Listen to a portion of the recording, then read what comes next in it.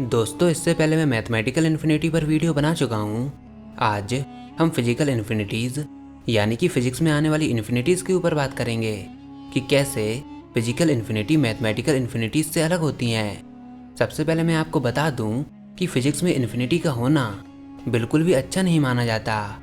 Infinities को physics में नहीं होना चाहिए क्योंकि इससे फिजिक्स में हमारे सामने कई सारी परेशानी आती हैं। जहाँ पर मैथ में इन्फिनिटी किसी एंडलेस कभी न खत्म होने वाली चीज़ को दर्शाती है, वहीं फिजिक्स में इन्फिनिटी इनएक्यूरेसी और इनकम्प्लीटनेस को दर्शाती है। मतलब अगर फिजिक्स में कहीं पर इन्फिनिटी आती है तो इसका मतलब आपके कैलकुलेशन में कहीं गलती है, या फिर जिस मॉडल या फिर जिस थ्योरी पर आप वर्क कर रहे हो वह थ्योरी या वह मॉडल ही गलत है। जैसे जब भी आप रिलेटिविटी में किसी भी ऑब्जेक्ट की वेलोसिटी को स्पीड ऑफ लाइट से ज़्यादा रखने की कोशिश करते हो तो आपको पूरी थ्योरी में हर जगह इन्फिनिटीज़ ही इन्फिनिटीज़ देखने को मिलती हैं। यानी कि थ्योरी ऑफ रिलेटिविटी तब तक सही है जब तक ऑब्जेक्ट की स्पीड ऑफ लाइट से कम होती है, क्योंकि अगर फिजिक्स में आपकी कैलकुलेशन या फिर थ्योरी में कहीं पर भी इन्फिनिटी आती है तो आप यूनिवर्स के कुछ बेसिक लॉज को तोड़ देते हो। मतलब आप अपनी कैलकुलेशन में कहीं ना कहीं पर गलती कर रहे हो। इसलिए कोई भी फिजिसिस्ट कभी भी यह नहीं चाहता कि उसकी थ्योरी या फिर उसकी कैलकुलेशन में कहीं पर भी इन्फिनिटी आए, क्योंकि अगर ऐसा हुआ तो उसके लिए ये काफ़ी बुरी खबर है। क्वांटम इलेक्ट्रोडायनेमिक्स साइंस की एक काफ़ी बेस्ट थ्योरी है जिसके प्रेडिक्शन यूनिवर्स के बारे में काफ़ी एक्यूरेट हैं। लेकिन जब कैलकुलेशन करके इसको एक्सपेरिमेंटली ऑब्जर्व किया जाता है तो आंसर्स में इन्फिनिटी आती है, और जब कैलकुलेशन करके आंसर में से इन्फिनिटीज़ को रिमूव किया जाता है तो हमको रिजल्ट एक्यूरेट मिलते हैं। अगर आपके आंसर में कहीं पर भी इन्फिनिटी आती है तो इसको रिमूव भी किया जा सकता है। इन्फिनिटी को रिमूव करने की प्रोसेस को हम रीनॉर्मलाइजेशन कहते हैं। तो इस तरह इन्फिनिटी फिजिक्स में हमारे सामने कई दिक्कतें खड़ी करती हैं। अब 1980s में स्ट्रिंग थ्योरी ने पूरी दुनिया के सामने एक ग्रेट एक्साइटमेंट खड़ा कर दिया। कई सारे फिजिसिस्ट स्ट्रिंग थ्योरी को इन्वेस्टिगेट करने लगे, क्योंकि यह पहली बार था कि पार्टिकल फिजिसिस्ट के सामने कोई फाइनाइट थ्योरी आई हो। एक ऐसी थ्योरी जिसमें इन्फिनिटी बाकी की थ्योरीज की तरह नहीं आ रही हो, जहां बाकी की थ्योरीज बेसिक एंटिटी को इलेक्ट्रॉन और प्रोटॉन का नाम दे रही थीं, जो कि स्पेस टाइम में अपने रास्ते को ट्रेस करते हैं। वहीं दूसरी ओर स्ट्रिंग थ्योरी बेसिक एंटिटीज जैसे कि स्ट्रिंग्स, लाइंस, छोटे छोटे लूप्स को कंसीडर कर रही थी। अब इसके बारे में थोड़ा और डिटेल में जानना स्ट्रिंग थ्योरी का टॉपिक है, बट स्ट्रिंग थ्योरी फिजिक्स में काफ़ी अपीलिंग थ्योरी है और पार्टिकल फिजिक्स की पहली फाइनाइट थ्योरी है। तो अगर आपके सामने फिजिक्स में कभी भी इन्फिनिटी इंट्रोड्यूस होती है तो इसका मतलब समझ लीजिए कि आप जिस रास्ते पर जा रहे हो वह रास्ता फिजिकल लॉज को फॉलो नहीं करता। आपकी कैलकुलेशन या फिर आपकी थ्योरी में कुछ ना कुछ मिस्टेक जरूर है।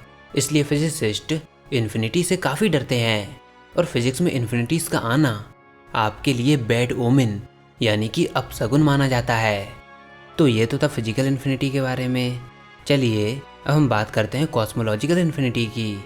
ग्रेविटेशनल थ्योरी और कॉस्मोलॉजी में भी इन्फिनिटीज आती हैं। आइंस्टीन की theory of general relativity expanding universe के बारे में सजेस्ट करते हुए बताती है कि यूनिवर्स के स्टार्टिंग के समय, जिसको हम बिग बैंग भी बोलते हैं, यानी कि फाइनाइट पास्ट में डेंसिटी इनफाइनाइट थी, यानी कि सिंगुलैरिटी पॉइंट में इनफाइनाइट डेंसिटी थी।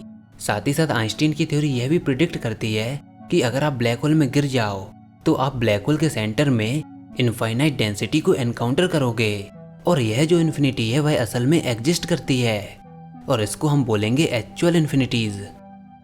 अब अलग अलग लोगों के इस पर अलग अलग व्यूज हैं। वह कॉस्मोलॉजिस्ट जो पार्टिकल फिजिक्स से आए हैं और इस चीज़ में इंटरेस्टेड हैं कि स्ट्रिंग थ्योरी यूनिवर्स की बिगनिंग के बारे में क्या कहती है, वह इन एक्चुअल इन्फिनिटीज को रियल नहीं मानते, बल्कि वो यह कहते हैं कि अगर आइंस्टीन की थ्योरी के अनुसार ब्लैक होल के सेंटर में डेंसिटी इनफाइनाइट होती है तो हो सकता है कि इस मामले में आइंस्टीन की थ्योरी ही गलत हो, क्योंकि जैसा कि मैंने आपको पहले बताया था कि फिजिक्स में इन्फिनिटीज का आना मतलब हमारी कैलकुलेशन में मिस्टेक, इसको रीनॉर्मलाइजेशन करना पड़ेगा। अब कुछ लोग ऐसे भी हैं जो एक्चुअल इन्फिनिटीज को सही मानते हैं, जैसे कि रॉजर पेनरोज के अनुसार बिग बैंग के समय इनिशियल इन्फिनिटीज का होना फिजिक्स के स्ट्रक्चर के लिए काफ़ी इंपॉर्टेंट रोल प्ले करता है। लेकिन फिर भी यह काफ़ी मुश्किल है एक्चुअल इन्फिनिटी को एग्जैक्टली प्रिडिक्ट करना, क्योंकि यूनिवर्स ने अपना खुद का एक क्यूरियस डिफेंस मैकेनिज्म रखा है। चलिए हम मान लेते हैं कि हर एक ब्लैक होल के सेंटर में इनफाइनाइट डेंसिटी होती है। अब हमको नहीं पता कि वह पॉइंट फाइनाइटली डेंस है या फिर इनफाइनाइटली डेंस है। इसको पता करने के लिए हमको ब्लैक होल के उस पॉइंट तक जाना होगा। लेकिन यहाँ पर यूनिवर्स का एक डिफेंस मैकेनिज्म वर्क कर रहा होगा। वह डिफेंस मैकेनिज्म क्या है? Event horizon. ब्लैक होल की वह बाउंड्री जहाँ पर एक बार भेजी गई इन्फॉर्मेशन कभी भी वापस नहीं आ सकती। यानी कि अगर इवेंट होराइजन में कोई भी इन्फॉर्मेशन चली जाए तो वह इन्फॉर्मेशन कभी भी ब्लैक होल के बाहर नहीं आ सकती। तो हम पता नहीं लगा सकते कि वह पॉइंट इनफाइनाइटली डेंस है या फिर फाइनाइटली डेंस है। इट माइट बी इनफाइनाइट और might not. We can't predict unless we are inside a black hole. एक और क्वेश्चन, क्या हमारा यूनिवर्स स्पेशली फाइनाइट है या फिर इनफाइनाइट? पर ऐसा लगता है कि इसके बारे में हमको कभी भी पता नहीं चलेगा। हो सकता है कि यूनिवर्स फाइनाइट हो लेकिन उसका आकार हमारी कल्पना के भी परे हो। लेकिन फाइनाइट शब्द के कहने भर से ही लोगों के मन में यह सवाल उठता है कि अगर ब्रह्मांड फाइनाइट है तो फिर इसके बियॉन्ड क्या है? इसकी बाउंड्री कहाँ पर है? हो सकता है कि इसके बियॉन्ड कुछ भी ना हो। आप इसको 2D में समझिए। मान लीजिए कि हम लोग एक A4 साइज के पेपर को लेते हैं और इसको यूनिवर्स कंसीडर करते हैं। हम देखते हैं कि इस पेपर की एज भी है, तो अगर यूनिवर्स फ्लैट हुआ तो उसकी भी एज होनी चाहिए। लेकिन अगर हम क्लोज 2D सरफेस के बारे में सोचें तब, जैसे कि स्फीयर की सरफेस, इस केस में स्फीयर का एरिया तो फाइनाइट होगा लेकिन इसकी कोई भी एज नहीं होगी।